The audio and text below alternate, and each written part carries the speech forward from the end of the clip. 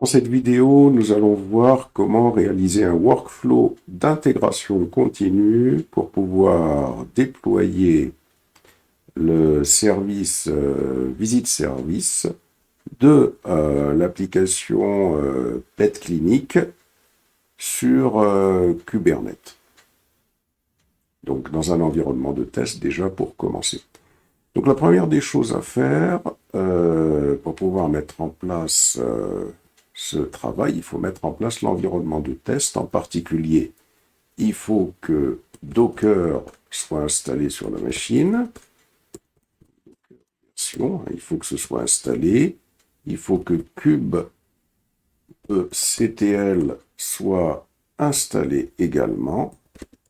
Voilà. Et puis, on va installer un non-secure registry. Alors, vous avez ici cette URL dans lequel est expliqué comment on installe le unsecure registry. Voilà. Pour installer le unsecure registry, plusieurs choses. D'abord, cette instruction. Si ça n'a pas déjà été fait, normalement je l'avais expliqué dans une précédente vidéo. Bon, moi c'est fait. Ensuite, une fois qu'on a fait ça, on doit aller dans le fichier localhost sudo nano /etc/host pour pouvoir rajouter sur la première ligne cette instruction-là et rajouter à la fin l'adresse IP du Minikube avec ce domaine qui correspondra à l'URL de l'application une fois qu'elle sera installée. Et donc, le fichier host doit être configuré comme suit. Ensuite, une fois qu'on a fait ça, on doit, toujours sur l'URL en question, il faut bien sûr configurer le unsecure registry dans le fichier suivant. C'est-à-dire que dans ce fichier, il faut permettre à Docker, sudo nano, d'utiliser un unsecure registry. Donc pour ça, on fait un sudo nano /etc docker/daemon.json. On copie-colle le unsecure registry, l'adresse de unsecure registry, ce qui est donné à ce niveau-là. Et on doit ensuite, sauvegarde, on doit ensuite redémarrer Docker avec un sudo system ctl Docker restart ou restart Docker à essayer. Voilà. Si je fais un status ici, c'est plutôt l'inverse. C'est donc restart Docker. Donc on restart Docker. Donc là, jusqu'à présent, on a configuré le secure registry. On a host, il nous reste à configurer le Minikube. Voilà, sur cette page-là, on va démarrer le Minikube en lui donnant 4 Go de mémoire et en lui disant qu'il va utiliser le unsecure registry. Ensuite, dans notre dépôt, comment on configure le workflow d'intégration continue sur GitHub. Premièrement, ici, on a le fichier Dockerfile qui va nous permettre de construire le... il faut voir ce que ça nous permet de construire. Ça va nous permettre de construire le micro... Comment dirais-je donc ça va nous permettre d'impacter le microservice visite serveur dans un conteneur Docker. Donc ça, faut savoir l'expliquer. Ensuite, on va avoir un fichier, un script que j'ai appelé script.sh, dans lequel on va avoir toutes les instructions qui vont permettre de tester le fait que l'image Docker que notre pipeline GitHub Action va construire, l'image Docker du microservice Visit Service, n'a pas de bug de sécurité. C'est-à-dire que l'image, elle est saine. Alors, on va utiliser le logiciel Clair, donc je vous invite à aller voir sur Internet comment fonctionne ce logiciel Clair et qu'est-ce que c'est. Je vous avais donné des URL par rapport à cela, au moins savoir ce que c'est, comment il agit, etc. Donc ça, j'avais déjà expliqué dans une précédente vidéo, c'est-à-dire que le script va effacer une base de données précédemment construite, il va effacer le conteneur clair, donc c'est des conteneurs qu'il efface, le conteneur de la base de données nécessaire à Clair, il va effacer le conteneur qui fait exécuter Clair. Ensuite, on va exécuter la base de données dans laquelle il y a un ensemble de failles de sécurité que Clair va déterminer. Ensuite, on démarrera le conteneur Clair qui devra être actif pour pouvoir scanner l'image et ainsi de suite. J'avais déjà expliqué ce logiciel, donc à aller revoir ou aller voir la page de Clair. Donc ça, ce script-là, il va nous permettre d'exécuter l'image qui va rechercher des vulnérabilités de sécurité dans l'image Docker du microservice Visit Service. Ici, deploy.sh, ça va être des instructions qui vont supprimer le déploiement sur le cluster Minikube qui avait été fait précédemment et qui va réappliquer le déploiement. Donc on a deux scripts. Ici, dans le dossier DevOps, on a l'ensemble des fichiers manifestes qui vont permettre de faire le déploiement intégralement de l'application Pet Clinic. Alors pourquoi on en a besoin? C'est parce qu'on a besoin, quand on va déployer, de déployer ce qui avait été fait précédemment par les développeurs et de pouvoir également déployer notre microservice à nous. Donc,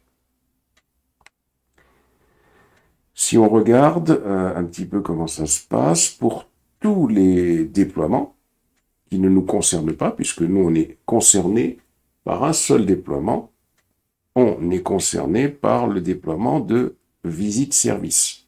C'est ça qui nous intéresse, c'est ce que va analyser notre workflow d'intégration continue. Hors Visit Service, si on va voir comment se présente le déploiement, c'est un déploiement qui va s'effectuer à partir du registry local qu'on a installé tout à l'heure, puisque c'est sur ce registry local qu'on va demander à notre GitHub Action de pousser l'image. Par contre, les autres images, si on va les regarder, par exemple, admin server déploiement, elles sont situées sur un dépôt distant. Le API Gateway Deployment, il est situé sur un dépôt distant, et ainsi de suite pour tous les déploiements. C'est-à-dire qu'on part du principe que les autres microservices ont été stockés dans un registry auquel on a accès. Ça va nous permettre de déployer l'ensemble de l'application, mais nous, on est pour le GitHub Action. Le GitHub Action va s'occuper uniquement de ce microservice-là, de Visit Service. Très bien. Alors, une fois qu'on a vu ça, allons voir comment se présente notre GitHub Action. Le GitHub Action, il se présente de la façon suivante. Alors, on peut changer le nom de GitHub Action. Donc, il y avait toutes les parties qui avaient été expliquées dans la précédente vidéo. Donc, je ne vais pas revenir dessus. Ce qui change ici, comme on va utiliser un runner local, tout va s'exécuter en local, donc tout ça c'était OK. Ici, j'ai mis entre commentaires des choses qui vont pas être d'actualité dans ce Docker Hub, c'est plutôt d'actualité sur l'ancienne vidéo qui avait été vue. Là, l'objectif, ce n'est pas de pousser le visit service sur le Docker Hub distant, mais plutôt de le pousser sur le registry local, puisque on veut faire un test. Donc là, on package l'application visit service. Ici, on va rendre exécutable le script.sh qu'on a vu tout à l'heure, qui va permettre de faire un test de vulnérabilité de l'image Docker que l'on va créer. Et on exécute tout simplement le script. Alors, peut-être qu'avant de l'exécuter, ça va être plutôt l'inverse ici. Il faut d'abord créer l'image. Voilà, alors je vais juste pousser ici, je vais juste modifier ici, parce que là, on ne peut pas, ici,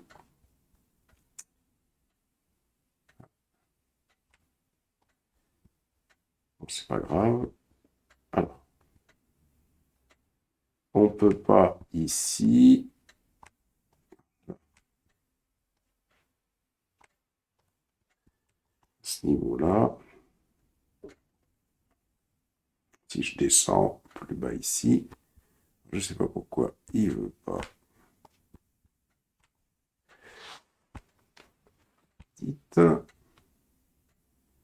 Alors, si je descends plus bas,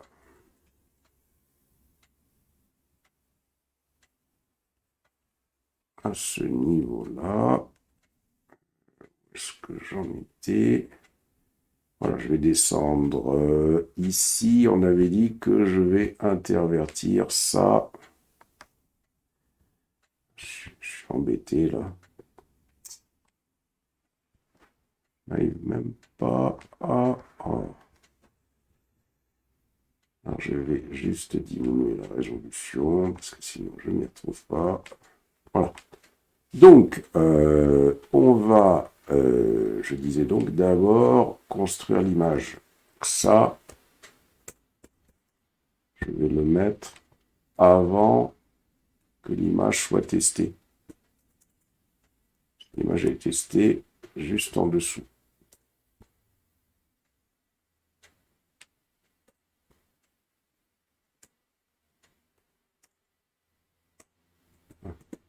Voilà.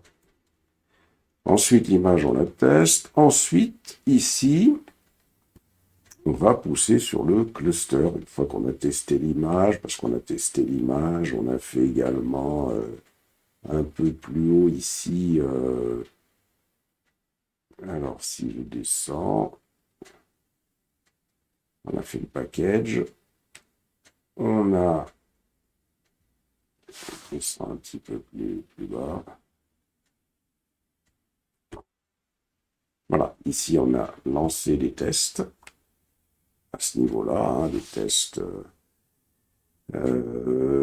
unitaires et des tests de sécurité vont être lancés à ce niveau-là. Ensuite, si je descends plus bas ici, je vais avoir un test sur l'image Docker. Et puis plus bas ici, je vais avoir tout simplement...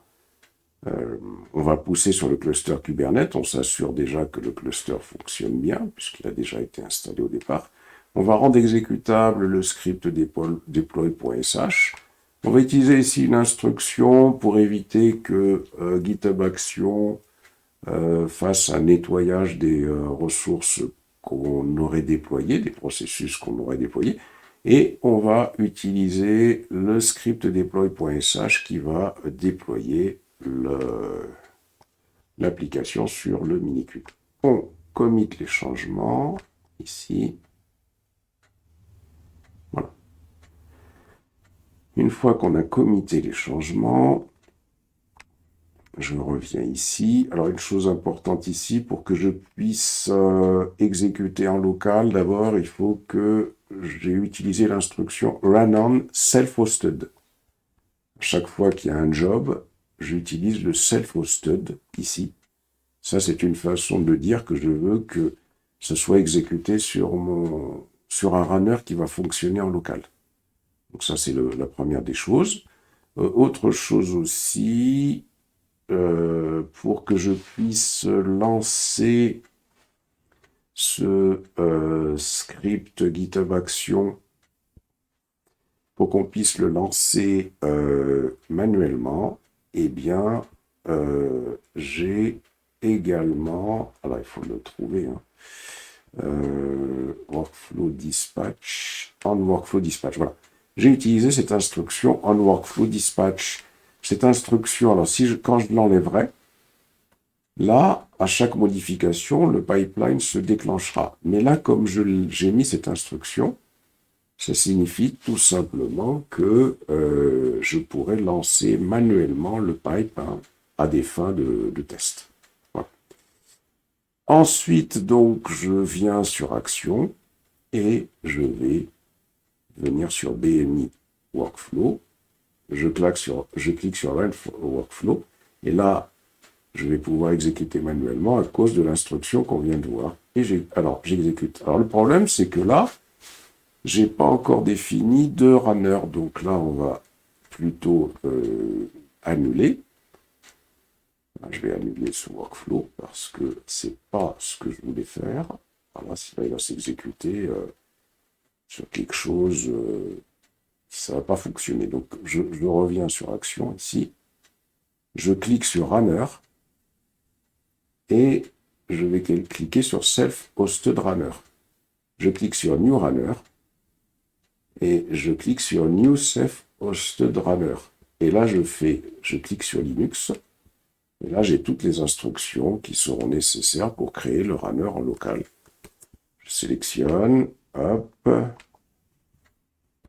Je viens ici. Alors ça, c'est pour le travailler. Hein. Je ne laisse pas ces instructions ici, puisque elles vont changer, vous, en fonction de votre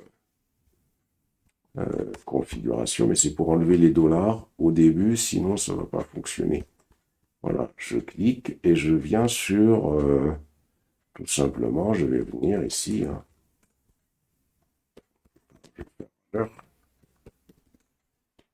C'est déjà, donc je vais supprimer sudo rm-r runner. 6 ici. Et je vais faire mkdir runner. Par exemple, je vais faire cd runner. Voilà. Et je colle l'ensemble des instructions. J'y retourne et je vais récupérer les instructions, les autres instructions pour configurer le runner, le hosted runner. Hop. Je supprime à ce niveau-là. Je supprime cette chose-là. Je supprime ici. Et je fais... Hop. Et je colle. Alors, c'est pas ici, je me suis planté. C'est ici, je colle ces deux instructions. Alors, là, qu'est-ce qu'il me dit?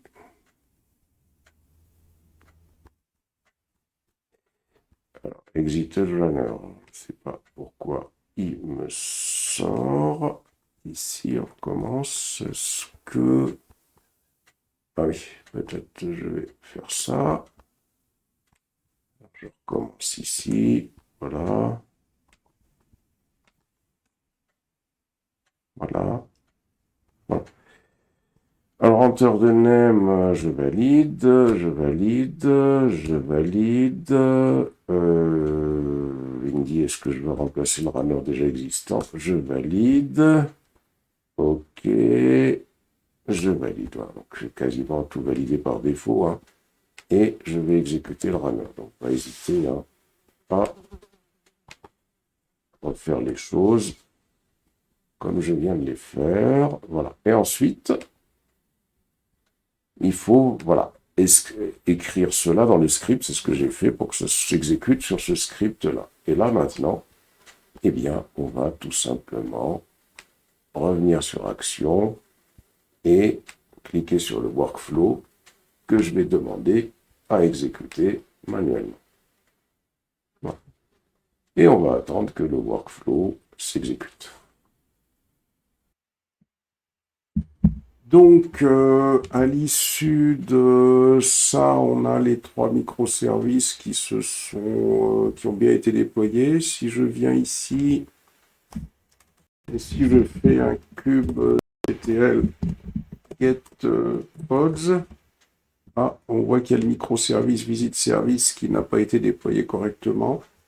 Ça, c'est dû au fait que on a oublié une instruction juste après, on peut le faire maintenant, juste après avoir créé le Minikube. Il faut que Minikube ait accès au Unsecure Registry. Et pour ça, il faut qu'on fasse un IP-ADDR. IP-ADDR, ça va permettre de récupérer l'adresse IP de l'hôte local. IP-ADDR. Là, IP-ADDR, donc j'ai l'hôte local qui est ici. Et voilà. Et donc, une instruction très importante qu'on a oubliée. Mais c'est dans le document sur l'installation de Minikube, ici, ces 2 lignes-là. Voilà, on va les récupérer. Voilà, ça va permettre de, dans le fichier host de Minikube, de mettre en place la correspondance entre le Unsecure Registry, où est-ce qu'il se trouve, pour que Minikube puisse communiquer avec, sinon c'est pas possible, voilà. Et là, si on redéploie, eh bien, ça devrait maintenant marcher. Voilà. Il suffit de tout simplement aller là et puis de refaire un déploiement, ça devrait le faire. Bon. Ça, c'est le premier point. Et une fois que cette étape a été finie, il faut aller voir la vidéo sur le déploiement d'un cluster Kubernetes sur EKS pour bien comprendre avec Terraform. Je l'ai mise en ligne. Et à l'issue de ça, si on va sur le fichier que j'ai mis en ligne aussi, juste après la vidéo d'un cluster Kubernetes sur EKS, eh bien, il suffira juste de faire cela, c'est-à-dire d'indiquer que le cluster, après avoir installé bien sûr un EKS sur Minikube, il suffira juste d'indiquer que le cluster sur lequel on déploie, c'est celui qui est sur Internet. Donc c'est comme ça qu'on fait, c'est-à-dire pour définir que c'est ce cluster par défaut sur lequel on travaille et pas Minikube. Il suffira juste de faire ça, ici, comme ça. Alors bien évidemment, là, le problème, c'est que je ne l'ai pas installé. On valide. À partir de là, ce qu'on a réalisé, ça va permettre de faire le déploiement sur le cluster OKS. Donc c'est-à-dire qu'après, donc on peut aller jusqu'à la fin ici. Après avoir fait ce test, pour déployer sur un vrai cluster, il faut voir la vidéo, effectivement, il faut aller la voir. Il faut créer le cluster EKS sur AWS. À la rigueur, l'idée, c'est même de la comprendre, la vidéo, comme si on vous l'aviez fait véritablement, et de pouvoir récupérer quelques instructions Terraform pour expliquer comment vous avez déployé, même si vous ne l'avez pas fait véritablement. Faire quelques copies d'écran de la vidéo, ce sera très bien. Et après avoir fait ça, donc là vous expliquez, c'est-à-dire que pour faire le déploiement sur le cluster Minikube, donc 2 choses à faire. 1, vous avez la commande suivante à réaliser pour indiquer que cette fois-ci, c'est sur le cluster que vous aurez vu dans la vidéo et que vous avez installé donc vous-même, qui va être pris en compte. Et puis 2, dans le code, quand je vais sur le code, une chose importante également à changer va se passer au niveau du main.yml. C'est-à-dire qu'au niveau du main.yml, ce qu'il faudra faire à ce niveau-là, ici, il faudra, ici, au moment où je pousse l'image, je fais un docker build, je pousse l'image sur le unsecure registry, là, il faudra le pousser sur votre registry à vous. Par exemple, si c'est Jean-Pierre, si là, par exemple, un registry sur Dockerhub qui est Jean-Pierre, ben, il mettra Jean-Pierre. Il faudra que tu fasses Jean-Pierre. Notre autre camarade fera son truc à lui. Donc, il faudra mettre un, parce que pour pouvoir pousser sur Kubernetes, il faut que l'image soit récupérable à partir d'Internet, pas en local sur le unsecure registry. Ça, c'est le premier point. Je commit les changements. Et deuxièmement, autre chose à faire, il faudra, toujours dans Visite Service, dans DevOps, il faudra aller dans Visite Service, ici, dans Visite Service Deployment. Et dans Visite Service Deployment, la deuxième chose à faire se passe également ici. Quand on déploie l'image, on la déploie à partir de votre registry à vous, par exemple Jean. Voilà. Et à partir de là, c'est terminé. Vous pourrez utiliser exactement le même, la même application pour pouvoir déployer sur le cluster Kubernetes distant. Donc à la fin, pour vous, c'est transparent. Il suffira juste de faire une kubectl getpods et vous aurez votre application qui fonctionnera sur le cloud. Donc réellement, ce qui est très important, c'est de comprendre ce que je viens de vous expliquer. Deuxièmement, c'est d'aller voir la vidéo sur AWS et EKS. Troisièmement, je viens de vous expliquer comment vous modifiez votre cluster Kubernetes, votre workflow d'intégration continue sur GitHub Action pour pouvoir déployer sur le cloud.